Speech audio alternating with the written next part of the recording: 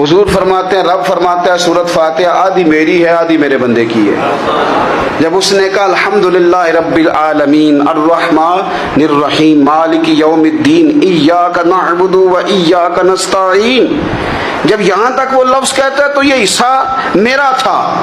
اس نے اپنے رب کی تعریف کی، اور جب کہا نا اس نے اہدنا الصراط المستقیم، اب بندے نے التجائیں شروع کر دی۔ اس نے کہا کہ مالک بھی تو ہے، رحمان بھی تو ہے، رحیم بھی تو ہے، عبادت بھی تیری کرتے ہیں تو مدد بھی تو تجھی سے مانگنی ہے نا، اب مہربانی فرمانا اہدنا الصراط المستقیم، ہمیں سیدھا راستہ دکھا دے، صراط الذین انعمت علیہم، ان لوگوں کا راستہ دکھانا جن پر تو نے انعام کیا ہے، غیر المغضوب علیہم ولا الضالین، ان کے راستے پہ نہ چلانا جن پر تیرا غضب ہوا،